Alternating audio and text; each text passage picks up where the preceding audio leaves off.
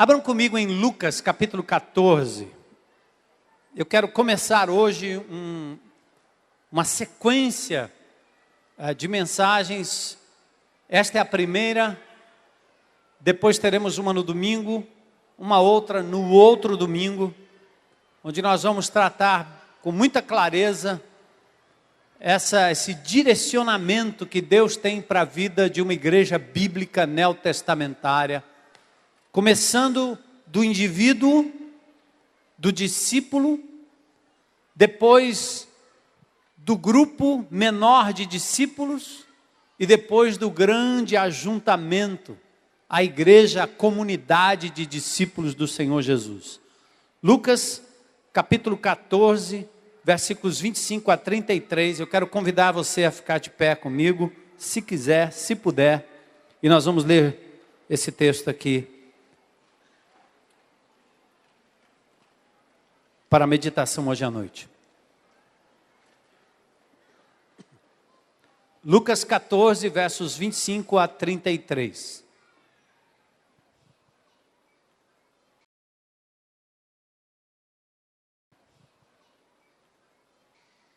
Se vocês olharem para o capítulo 14, no início, nós temos a cura de um hidrópico, uma cura feita no sábado, e os fariseus se constituíam aqui a audiência de Jesus. Depois Jesus fala dos primeiros lugares na casa, que era pretendido pelos líderes preeminentes do judaísmo. Depois o Senhor Jesus Cristo dá a eles a parábola da grande ceia, quando aqueles convidados privilegiados se negaram a comparecer à ceia dada pelo Senhor, porque estavam ocupados com campo, com gado e com casamento. E aí o Senhor Jesus Cristo aqui, nos versículos 25 em diante, passa a ser agora cercado por uma multidão.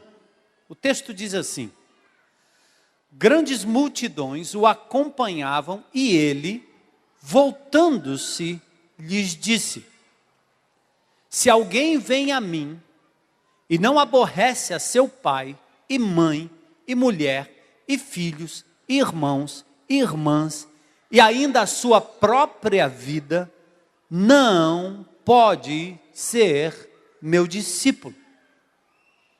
Pesado, né? E qualquer que não tomar a sua cruz e vier após mim, não pode ser meu discípulo.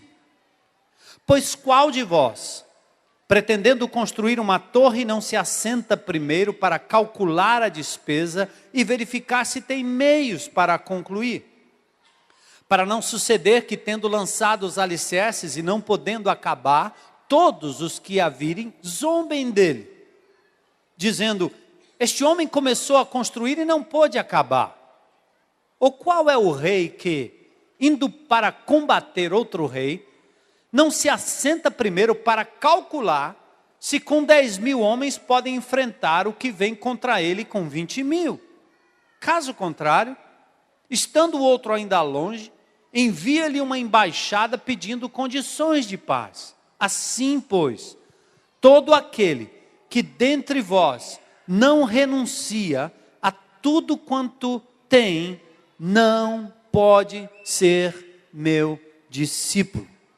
O sal é certamente bom. Caso, porém, se torne insípido, como restaurar-lhe o sabor? Nem presta para a terra, nem mesmo para o monturo, lançam-no fora. Quem tem ouvidos para ouvir, ouça. Vamos orar. Maravilhoso Senhor, estamos aqui, Senhor, igreja de Jesus, comprada pelo sangue, pela vida de Cristo, há mais de 2.000 anos atrás. Celebramos o Teu nome, cantamos louvores ao Teu nome aqui hoje à noite, Senhor. Anunciamos as Tuas grandezas, ofertamos o que de melhor nós temos para lhe dar hoje à noite, Senhor. Temos aqui no nosso meio ovelhas do Teu rebanho, discípulos, Temos aqui pessoas convidadas que aqui vieram hoje à noite, atraídas pelo poder da Tua palavra, pela presença do Teu Espírito. E nesta hora, Senhor, nós te pedimos que o Teu Santo Espírito abra o entendimento do Teu povo para compreender a Tua palavra. Abre também o entendimento daqueles que ainda não Te conhecem, para compreenderem, Senhor, o compromisso devido a um discípulo de Jesus. Senhor, nós pedimos mais uma vez, usa-me, usa-nos, Senhor, e que aquilo que for feito aqui, Senhor, hoje à noite, seja para a glória do Teu nome, para o engrandecimento do Teu reino, para a expansão da Tua igreja aqui na terra, para que Fortaleza saiba que Jesus é Senhor, para que o Ceará, o Brasil e onde quer que essa palavra chegue, Senhor, o Teu poder, a Tua graça se manifeste na transformação de vida, Senhor. Fala conosco. Queremos, Senhor, ser discípulos de verdade. Queremos um compromisso contigo acima de qualquer outro compromisso. Fala ao nosso coração hoje à noite. Estamos atentos, Senhor, e queremos ter ouvidos para ouvir, coração para entender, membros do nosso corpo para obedecer e agir segundo a Tua vontade. É o que nós te pedimos nesta noite, em nome de Jesus. Amém. Amém. Podem sentar.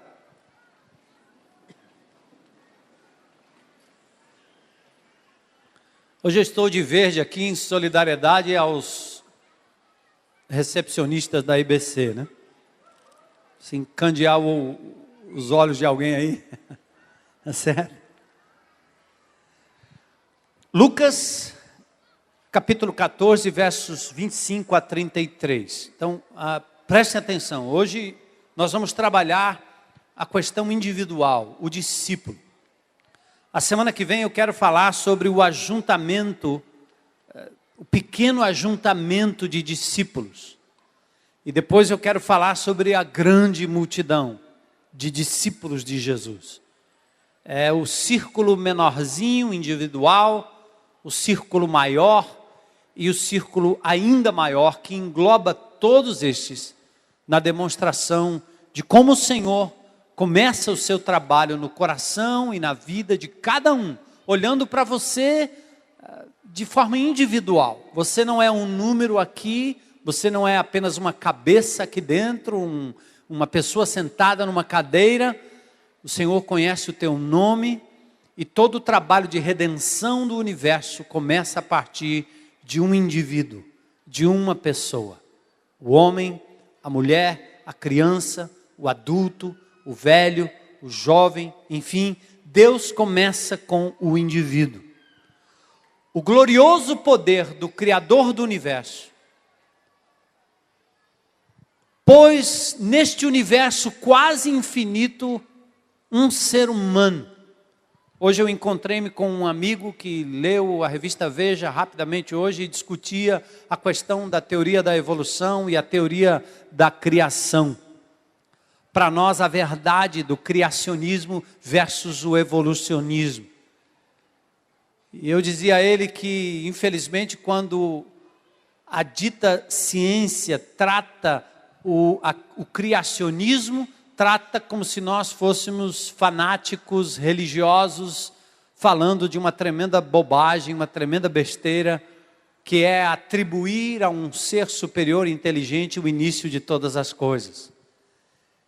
Por outro lado, não me parece muito inteligente atribuir a uma teoria da evolução um ensino tão absoluto e tão verdadeiro, tão inquestionável, que eu acho que as pessoas quase não questionam isso, porque imaginam que questionar a teoria da evolução seria estar ao lado do criacionismo. Como não querem nenhuma identidade com a religião, com pastores, missionários ignorantes da ciência, então as pessoas logo rejeitam.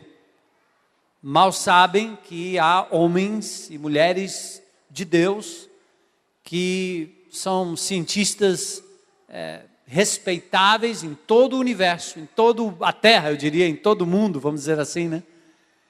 Que acreditam no fato de que um ser superior que nós chamamos de Deus, Jeová, Jesus, criou todas as coisas. E que a evolução das espécies se dá dentro da espécie, e não como querem provar essa linha engraçada e interessante do homem advindo do macaco. E ele me perguntou: então você admite que os dias de Gênesis possam ser maiores do que 24 horas? Eu digo, há crentes em Cristo Jesus, cientistas cristãos que acreditam em eras geológicas. E depois ele perguntou: mas e a história de Adão e Eva? Eu digo, me parece lógico pensar que um ser humano ou um casal é capaz de gerar o que nós vemos por aqui. Seres humanos habitando a terra e povoando a terra, as grandes cidades e se aglomerando em shopping centers e etc. Nós conversávamos ali rapidinho e eu não tive a oportunidade de me delongar mais nessa explicação e nesse debate.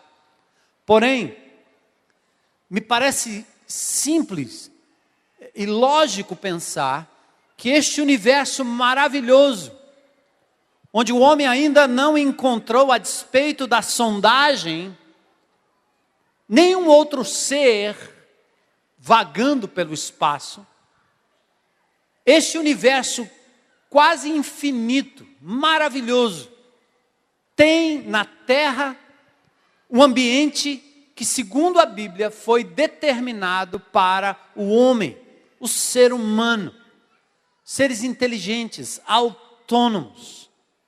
E Deus então, na palavra, na Bíblia, começa a partir de um ser humano, Adão, depois de Eva, sua esposa. E a partir daí, a procriação para aqueles que viveram tantos anos quanto eles viveram no passado, com um clima favorável.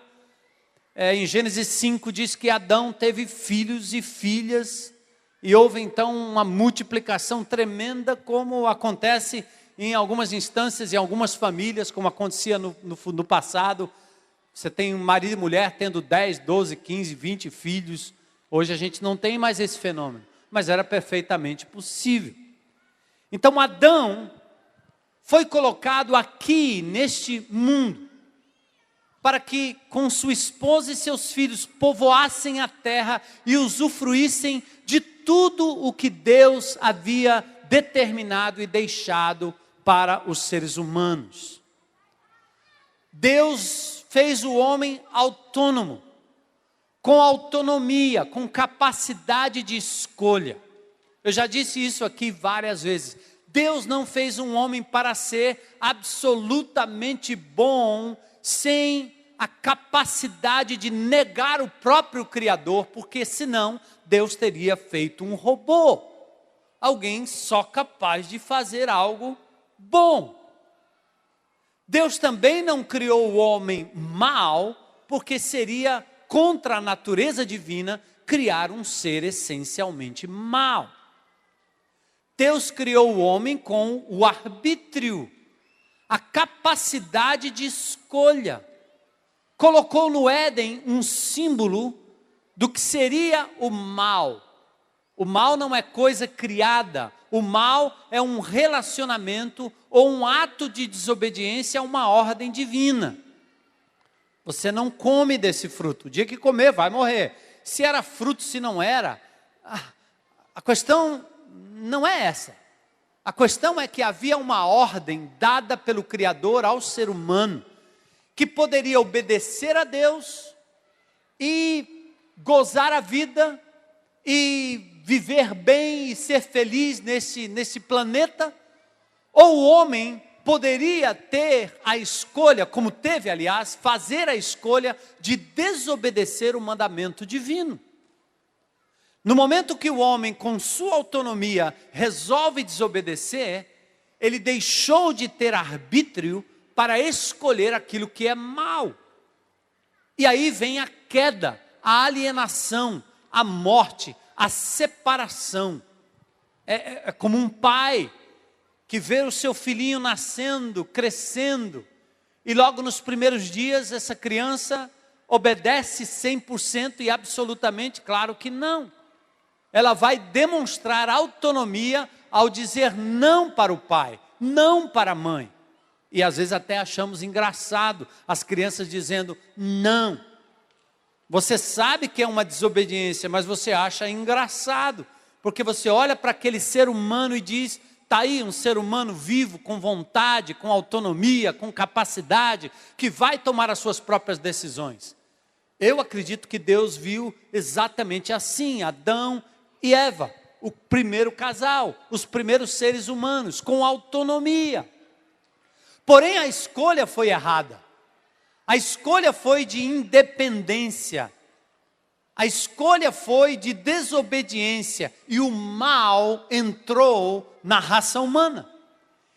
Prejudicou não só a relação do homem com Deus, mas do homem com o outro homem, do homem com o universo, com a natureza. E hoje nós temos o que temos aí. Essa alienação do ser humano, a natureza sofrendo, e o mundo tentando achar para Deus o Criador os substitutos na religião, nos pedaços de pedra, de pau, ou fazendo o homem, o próprio ser, centro do universo, uma espécie de Deus, a partir do momento que este ser humano recusa a existência de um ser superior. Bom, aí veio a morte, veio o prejuízo que nos trouxe para onde estamos, prestes a matar a humanidade e o planeta. Todo mundo já sabe disso. Os planos de Deus seriam frustrados se não fosse a sua amorosa e sacrificial intervenção.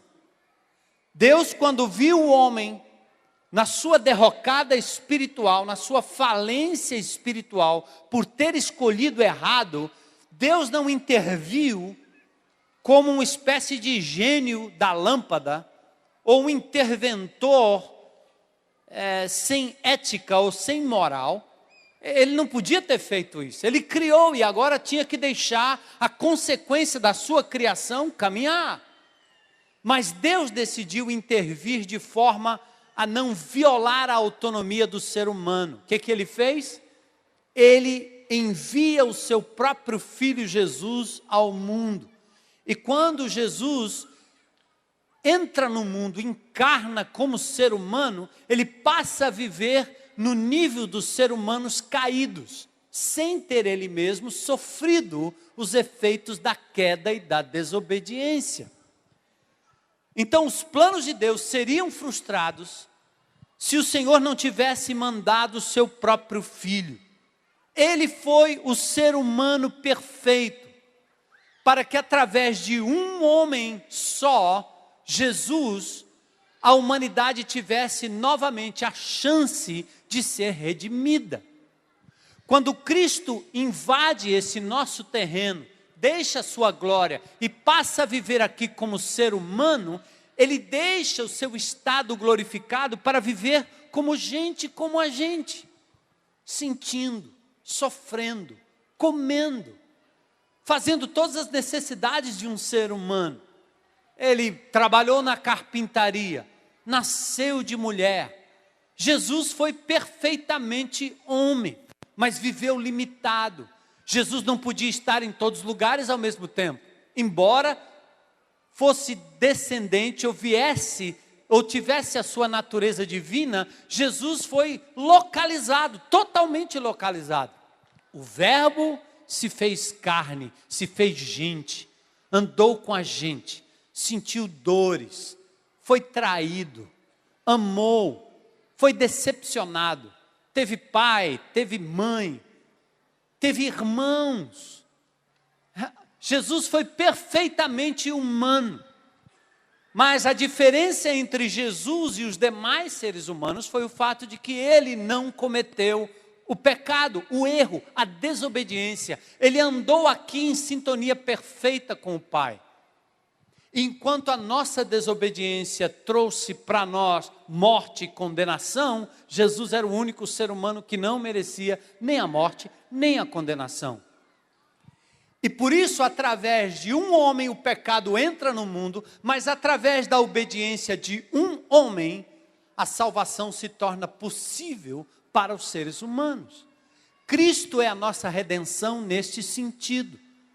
Porque enquanto Ele entra aqui no nosso mundo, o Pai eterno, santo, justo e juiz, santo e justo, tem que condenar o ser humano pelos seus erros, não tem escape.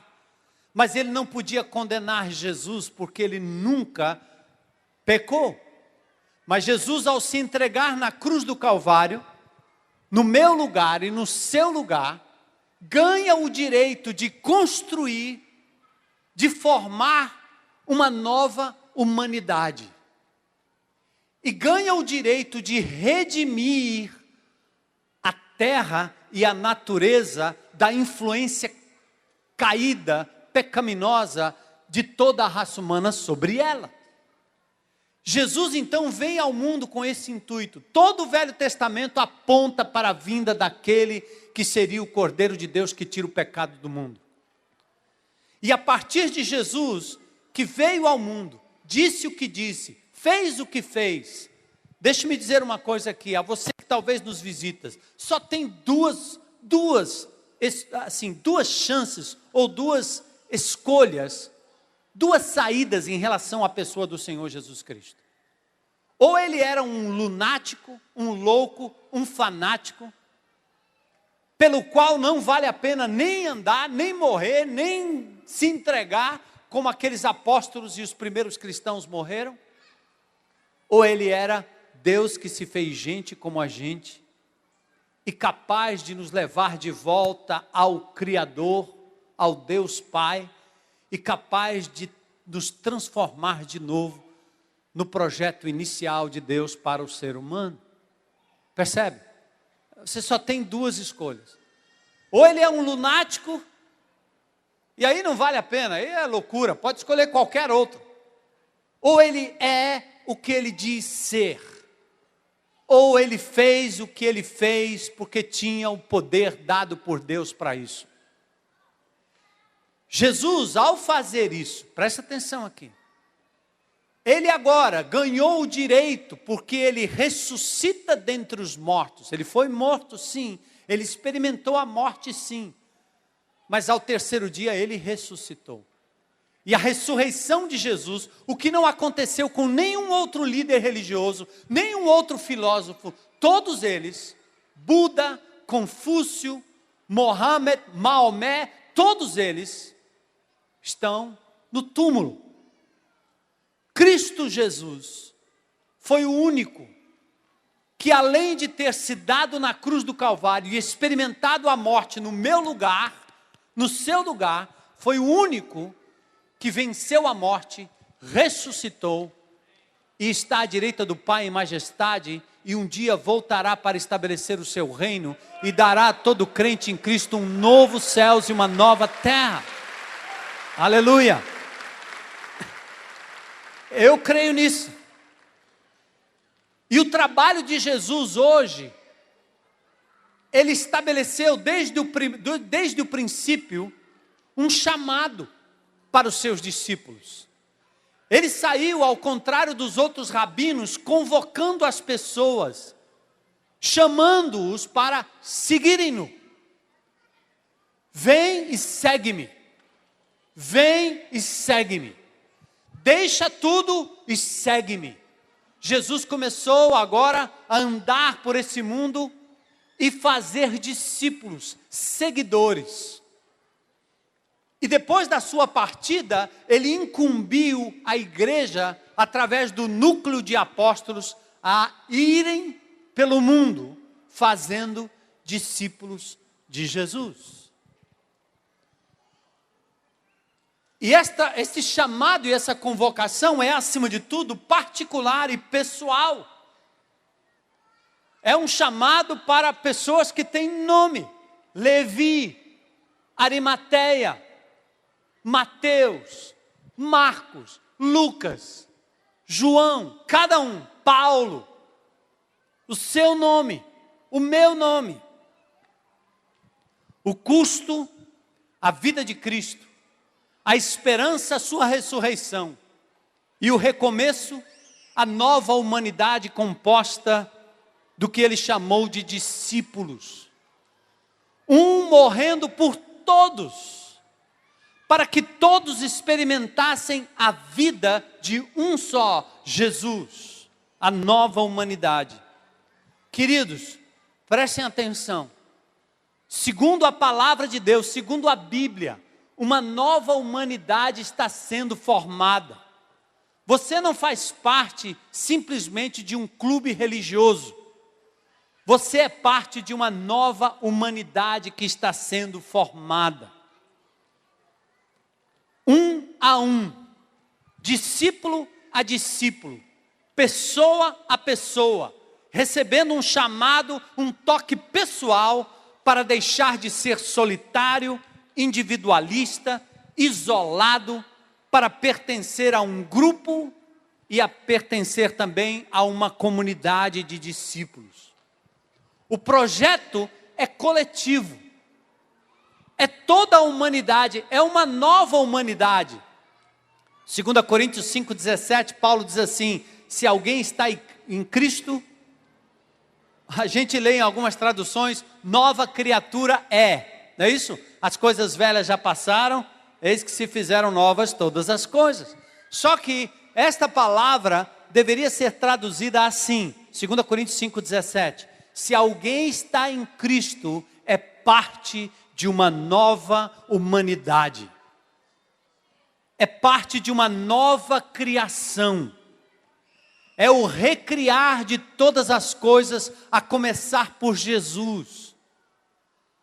Querido, você que já teve um encontro com Cristo, preste atenção no que Ele fez no seu coração e na sua vida. Eu me lembro quando eu tinha 17 para 18 anos de idade, quando Jesus entrou na minha vida, as coisas que Ele foi mudando, eu não tenho explicação. Eu não sei explicar como Ele tirou aqueles desejos malignos e mundanos e conseguiu colocar outros desejos que não eram naturais do Armando. Eu não consigo explicar como, ainda que morando nesse tabernáculo que envelhece, e ainda trazendo algumas mazelas do meu passado, como é que Jesus consegue, com o seu espírito, abafar o meu velho homem, e me dar a oportunidade de amar a quem eu odiaria, de receber a quem eu rejeitaria, de dar vida a quem eu mataria, de cuidar de algo que eu não cuidaria, de permanecer fiel quando eu tenho tantas outras opções de ser infiel. Eu não entendo. Para mim, só tem uma explicação: é o milagre da nova criação. É a vida de Jesus introjetada em seres humanos capazes de fazer coisas que nós não entendemos. É a nova humanidade que começa de um indivíduo. Tudo começa pelo indivíduo, um a um. O mestre chamando o indivíduo, e o indivíduo respondendo o seu chamado para ser um discípulo do Criador, do Salvador e Mestre Jesus. Vamos começar por aqui. Do singular para o plural, da parte para o todo, do íntimo pessoal para o coletivo ajuntamento. Vamos voltar ao cenáculo, sim, mas no cenáculo estão aqueles que individualmente foram convocados. Temos a ordem de ir e continuar fazendo discípulos daquele que morreu e ressuscitou e continua trabalhando para a edificação do seu reino eterno. Vamos ao texto. É um chamado de Jesus muito claro para mim e para você. O texto repete 3 vezes a frase: não pode ser meu discípulo quem não renuncia a tudo que tem para me seguir. É sério. Existe um preço do discipulado. Vamos dar uma olhada rapidinho no contexto. Eu já abri alguma coisa para vocês aqui do verso 1 a 24. Nos versículos 1 a 3, Jesus está diante de doutores da lei. religiosos, fariseus. Ele confronta o pensamento exclusivista daqueles homens que achavam que o único dia de descanso, o dia para ser guardado, era o sábado. Como até hoje, de vez em quando, no meio do povo de Deus, tem esses indivíduos que acham que tem que guardar o sábado, guardar a sexta-feira da paixão, guardar a segunda não sei da onde. E são pessoas que gostam de ritos. Eles gostam de regras e ritos para se sentirem os religiosos privilegiados. Jesus contradiz essa mentalidade para demonstrar que todos os dias para o Senhor são santos, separados. Ele cura num sábado. Os doutores da lei ficaram admirados e achavam que iam pegar Jesus, mas ele, de novo, adianta-se entendendo a malícia humana, até o coração humano, as cogitações humanas. Ele diz assim: você está me censurando por curar esse homem no sábado?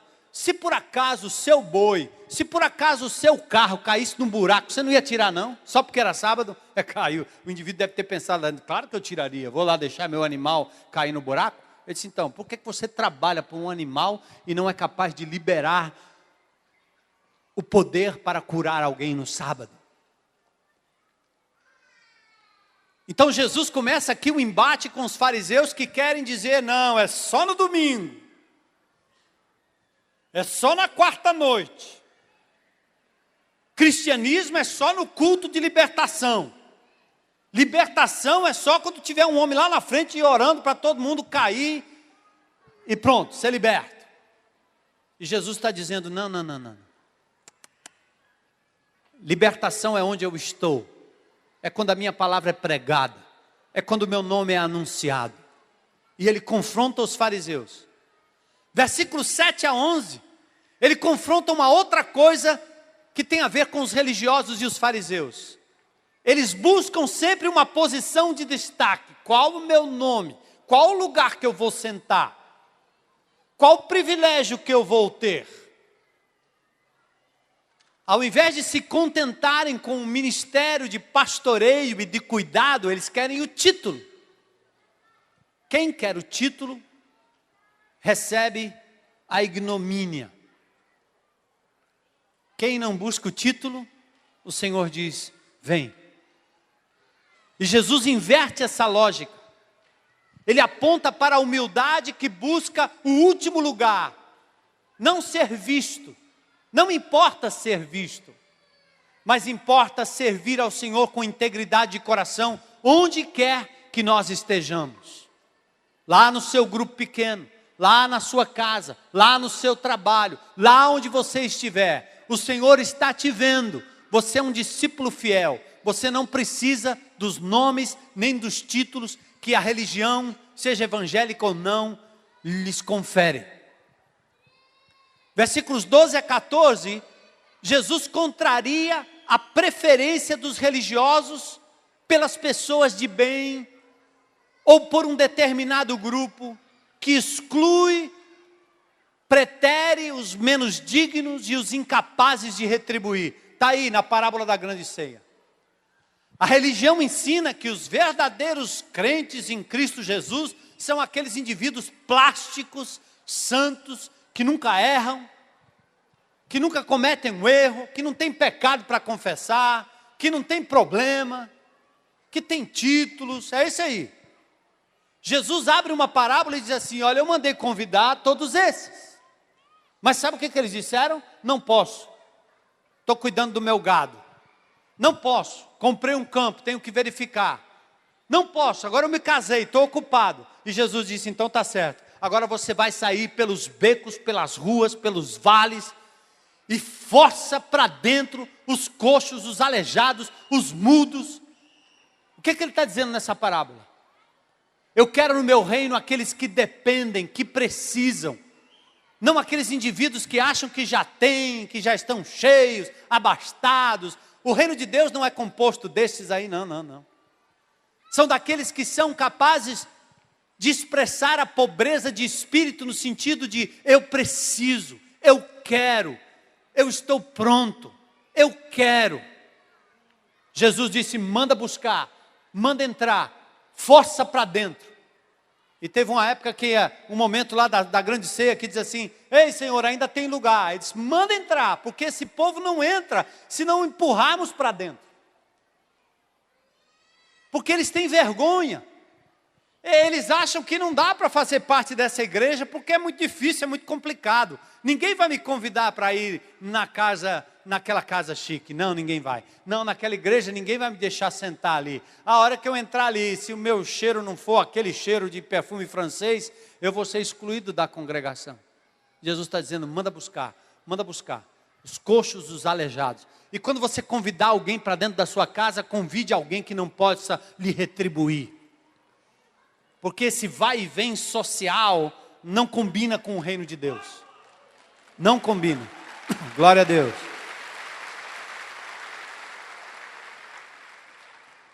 De 15 a 24, Jesus demonstra aos fariseus e doutores da lei, aqueles que têm a oportunidade, recebem o convite, provam o privilégio de estarem na lista, mas são os que mais arranjam desculpas para servirem ao Senhor.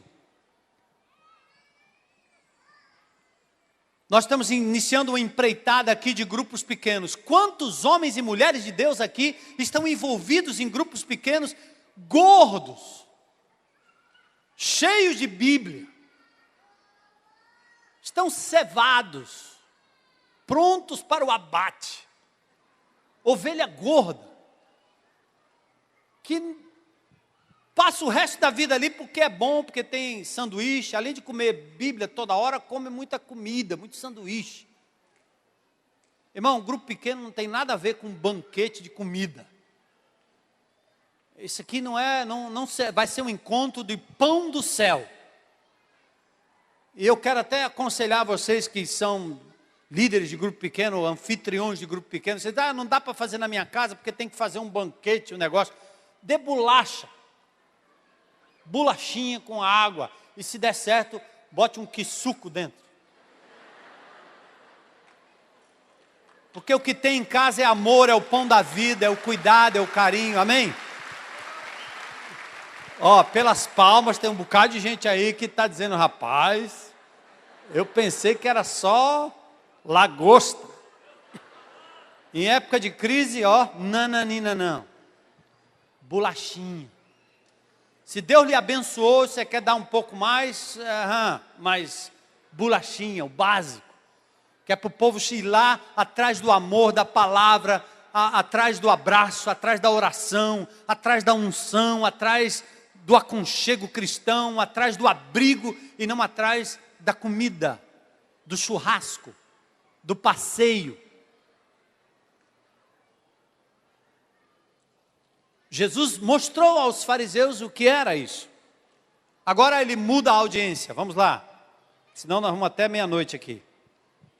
A nova audiência, agora Jesus está diante da multidão, dá uma olhada aí. No começo do texto, verso 25. Talvez composta por aqueles que seriam recusados pelos religiosos e mestres da lei. Grande multidão, grande multidão. Jesus e os apóstolos lidaram muito bem com a multidão. Em Atos 4:32, da multidão dos que creram. Em Atos 6:2, os 12 convocando a multidão dos discípulos. Em Atos 14:1, em Icônio falaram de tal modo que creu uma grande multidão. Eu tenho um recado aqui para aqueles que acham que o negócio é aquela igreja bem pequenininha, é aconchegante, todo mundo me conhece, todo mundo me visita. O que você está querendo, na verdade, é que o céu tenha bem pouquinha gente para você conhecer o nome de todo mundo e o inferno seja povoado de gente que você não está afim de se relacionar. Jesus andou cercado por multidões. A igreja primitiva começou no meio da multidão, não tem como. Ou o diabo vai levar esse povo todo para a alienação, para o pecado, ou a igreja de Jesus vai ter que se levantar, se interpor, pregar a mensagem e permitir que venham tantos quantos o Senhor mandar. Nós não temos um número, queridos, mas são tantos quantos o Senhor mandar. Amém? Você tem um número aí para limitar o poder de Deus? Quantos grupos pequenos? Quantos cultos aqui dentro, cheios? Quantos? Quantos lugares de ajuntamento nessa cidade? Quantos? Eu não sei. Eu sei, Senhor, manda tantos quantos o Senhor quiser. E o padrão do Novo Testamento é esse: multidões, multidões. E assim vem um novo compromisso. Ser discípulo é mais do que estar na multidão. Eu sei disso. Há um preço, um compromisso e um custo a ser calculado, e agora é a hora da decisão. Chamado, resumido no verso 33 e expandido nos demais versos de Lucas 14. Olha o verso 33 comigo. Assim, pois, todo aquele que dentre vós não renuncia a tudo quanto possui, não pode ser meu discípulo. Agora é sério. É como o povo de Israel que saiu do Egito. No meio, o texto diz lá em Êxodo, saiu um populacho. É uma turma que foi no embalo. É igual o trio elétrico. Negócio de micareta. O cara vai no embalo. E às vezes no meio do povo de Deus tem esses também. Eles vêm no embalo. E alguns dizem, pastor, vamos ter que mandar esse povo embora. Diga para eles não virem não, estão atrapalhando. Eu disse, não, deixa aí. Quem sabe no meio do caminho se convertem. Mas que dão trabalho, dão. Porque foram os primeiros a reclamarem sobre a falta de suprimento no deserto, porque estavam acostumados com as benesses do Egito. Queriam sempre voltar para o mundo, porque a vida com Deus era uma vida complicada. Assim também com os discípulos de Jesus. Muitos querem, poucos persistem. Por quê? Porque o chamado requer compromisso. Primeiro, o que é discípulo? O termo grego é o termo matetes, que significa alguém que ouviu um chamado e se torna um seguidor. Jesus convocou pessoas para segui-lo, irem após ele, imitando, obedecendo os seus mandamentos, ou seja, caráter e obediência. No Velho Testamento, Eliseu se tornou discípulo de Elias. A multidão que seguia Jesus não mostrava muita convicção. Se tinha pão, legal. Se tinha comida, tá bom. Mas depois, quando a coisa apertava, a multidão corria. Discípulo é aquele que ouve um chamado e se torna seguidor.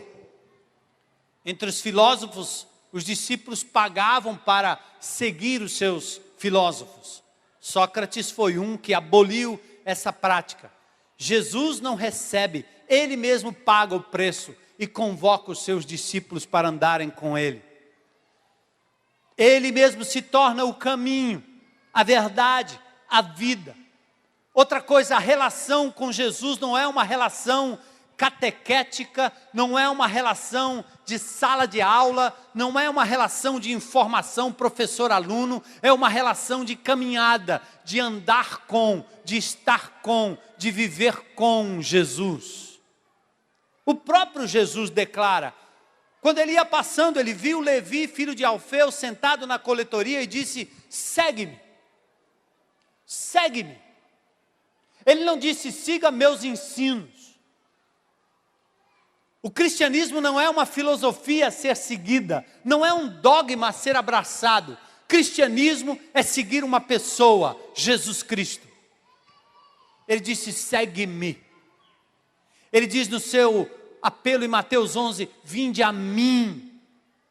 Eu sou um seguidor, eu me tornei um seguidor de Jesus dos 17 para os 18 anos de idade. A quem você segue? Quem é o seu mestre, seu rabino? Quem é o seu dono? Jesus disse a Levi, segue-me. Ele disse àquele mancebo rico, faz o seguinte, vende tudo que tem, dá aos pobres e terás um tesouro no céu e agora, vem, segue-me. Estar na multidão, queridos, não me faz um discípulo de Jesus, mas ter recebido dele um chamado para segui-lo, ter sido tocado pela sua palavra, selado com o Espírito Santo, é o que distingue cada um da simples e descompromissada multidão. Agora Jesus vai declinar o preço do discipulado. Vamos em frente. O que ele diz aí? Mais para frente. Verso 26. Ele define o seguidor dele como um discípulo. Agora vem a confrontação. O preço a ser calculado. As consequências do sim. Lucas 14, 26, ele diz: se alguém vir a mim e não aborrecer pai, mãe, mulher, filhos, irmãos, irmãs, e ainda também a própria vida, não pode ser meu discípulo. Gente, a linguagem aqui é extremada, é hiperbólica, é forte. Jesus está usando aqui uma figura de linguagem, porque Jesus nunca mandou você odiar o seu pai ou a sua mãe. A palavra não é exatamente esta. O termo aborrecer vem do grego misel, que significa odiar, mas que ganha o tom semítico de amar menos. É não priorizar. É você dizer que quer Jesus, mas você tem outros amores tão fortes, se não maiores, na sua vida. Isto não combina com o discípulo de Jesus. Talvez você já tenha tentado viver a vida cristã, a coisa não funciona direito. Por quê? Porque você traz consigo alguém que senta no trono da tua vida, que é o teu maior amor, e não funciona trazer Jesus a reboque. O que ele está dizendo aqui é simplesmente: você não pode amar mais teu pai, tua mãe, tua mulher, teus filhos, tuas irmãs, teus irmãos, do que o Senhor Jesus Cristo. Eu quero ilustrar isso com um fato que eu já contei aqui também. Quando minhas filhas eram adolescentes, teve uma oportunidade que eu tive que dizer para elas claramente, porque eu tinha que escolher entre sair com a minha esposa um dia, e minhas filhas dizendo: não, eu quero também, eu quero também, eu quero também, e uma confusão. Eu disse: e agora o que eu faço? Eu quero sair para namorar, não posso, porque tenho que sair com minhas filhas, que eu amo. E eu tive que dizer para uma delas: olha, eu quero que você saiba de uma coisa bem clara. Eu amo mais a sua mãe do que a você. Sabe qual foi o resultado?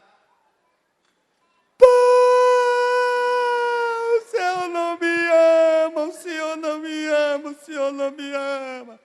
E foi exatamente, eu disse que eu tenho duas filhas, o coração e o cérebro. Foi exatamente o coração. O Senhor não me ama. Eu não estava dizendo isso. Eu só estava dizendo que eu amo mais a minha esposa do que minhas filhas.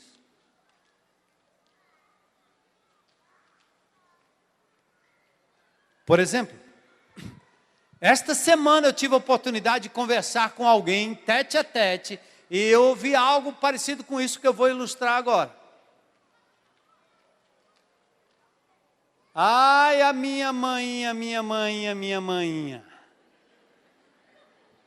E o maridão está dizendo: ai, e eu? E eu tive que dizer para ela: sabe de uma coisa? Você ama a sua mãe? Amém. Mas o seu marido tem a preferência do seu amor, ou você está invertendo. Eu tive que dizer isso para minha mamãe, que até antes de morrer me chamava de moleque. Oh, seu moleque. Sabe aquelas mamães corujas? Eu tive que dizer para ela: ó, aqui, dessa porta para cá, quem manda aqui é esta mulher, minha mulher, que Deus está dizendo que eu devo amá-la mais do que a senhora.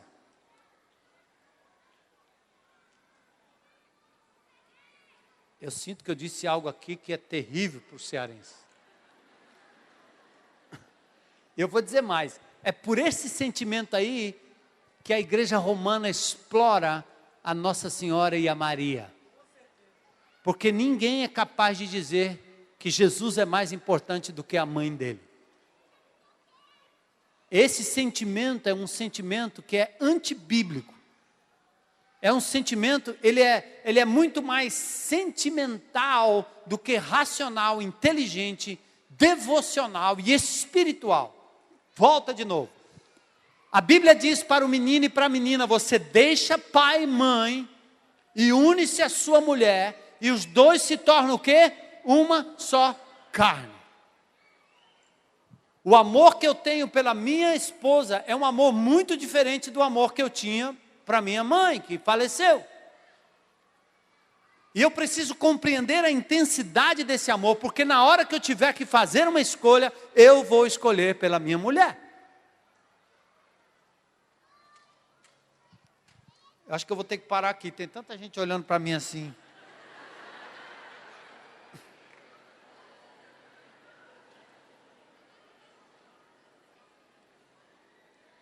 Sabe por que os casamentos quebram? Porque o filho não desmama. Sabe por que os casamentos quebram? Porque as filhas não desmamam. Sabe por que os casamentos quebram? Porque a mãe ama mais o filho do que o marido.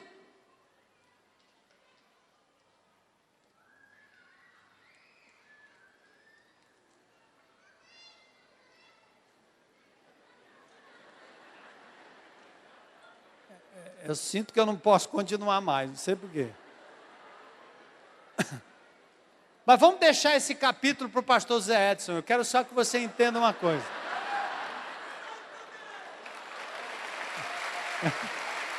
Pastor, resolve aí. Eu vou levar agora para um outro lugar. Se você não amar a Jesus mais do que sua mãe, seu pai, seu irmão, seu filho, você não pode ser discípulo. Sabe o que ele está dizendo? É a essência do compromisso com Deus que deve estar acima de todas as coisas. Gente, isso é causa de fracasso no cristianismo. Eu conheço muita gente que faz do outro ser humano um Deus. É ou não é? Um Deus. Em que sentido? A menina se entrega tanto ao rapaz, que o amor dela cresce acima do amor que ela tem por Jesus. Quando o rapaz trai ou decepciona, o que ela faz? Eu não tenho mais razão de viver. Como você não tem mais razão de viver? E Cristo é o que para você? Já casou, não? Já casou? Menina. Como discípula de Jesus Cristo, aprenda isso. O seu amor por Jesus tem que ser sempre maior do que o amor que você vai ter por qualquer indivíduo que chegue na sua vida lhe pedindo para namorar ou para casar. Você não vai ser esse cara não vai, eu não sei nem quem é. Mas deixa eu lhe dizer como se estivesse dizendo para minha filha: menina, esse camarada não vai lhe fazer feliz. Você já é feliz porque tem Jesus.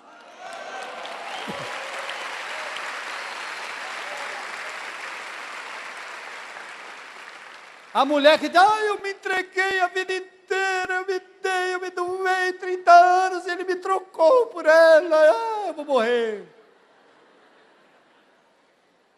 Vai morrer? Quem é a sua razão de viver? Você ia para o culto e cantava que Jesus era a sua razão de viver. Onde é que você botou isso na sua cabeça? Eu me entreguei ao meu Jesus durante os anos em que Ele andou comigo e Ele nunca me decepcionou. Maldito o homem que confia no homem, maldito o ser humano que confia no outro ser humano e faz dele o seu apoio, o seu braço, diz a palavra de Deus. O que Jesus está dizendo aqui é que você precisa colocar na balança, na hora que você vai seguir ao Senhor, você precisa colocar na balança, onde é que está o teu coração? Quem é que tem o primeiro lugar na tua vida? Você quer ser discípulo de Jesus? Por que ele disse isso naquela época? Porque eles seriam perseguidos, porque eles seriam levados aos tribunais, porque os próprios pais iriam abandoná-los por causa do cristianismo e do evangelho de Jesus. E o Senhor está dizendo: agora é hora.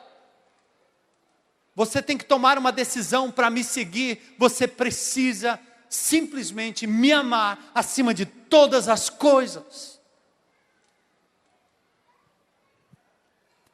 Eu vou concluir aqui para não me alongar demais. Um outro pedido de compromisso que o Senhor faz aí é o seguinte: quem quiser ser meu discípulo tem que tomar a sua própria cruz e me seguir. O que é isso? Que história é essa de tomar a cruz? Aliás, Jesus nem havia sido crucificado ainda. Que história é essa? Por que ele usou essa ilustração? Porque os romanos, quando condenavam alguém à morte de cruz, faziam com que o indivíduo carregasse a cruz nas suas costas durante muito tempo. E ali era uma humilhação, ali era um calvário, era uma caminhada de humilhação tremenda. Ali você estava indo para a morte, já não interessava mais o seu título, as suas posses, quem você conhecia, você estava carregando sobre si mesmo a sua própria cruz, a sua ignomínia. Preste atenção aqui. Quando Jesus diz: se você quer ser meu discípulo, traga consigo a sua própria cruz, sabe o que ele está dizendo? Eu quero que os seus sonhos, seus anseios, seus desejos, seus planos, tudo que você traz consigo como homem, como mulher, que eles sejam crucificados totalmente, para que eu seja o teu sonho e eu confirme os teus planos. Não dá para seguir Jesus de outro jeito, gente.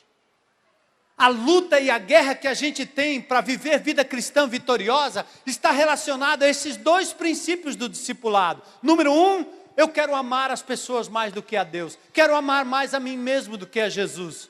Número 2, eu quero que os meus planos e a minha vontade prevaleçam. Aprenda isso. Aprenda a submeter os seus planos e os seus projetos ao Senhor. Não é proibido sonhar, não é proibido planejar, não é proibido ter gosto, mas por favor, em nome de Jesus, submeta tudo isso ao Senhor dos Senhores e diga: Senhor, como Jesus disse ao ir à cruz do Calvário, se possível, passa de mim esse cálice sem que eu beba, mas seja feita o quê? A tua vontade, não a minha. Eu quero ilustrar com aquilo que eu já contei aqui também várias vezes, vou repetindo essas histórias. Meu pastor me ensinou esse princípio.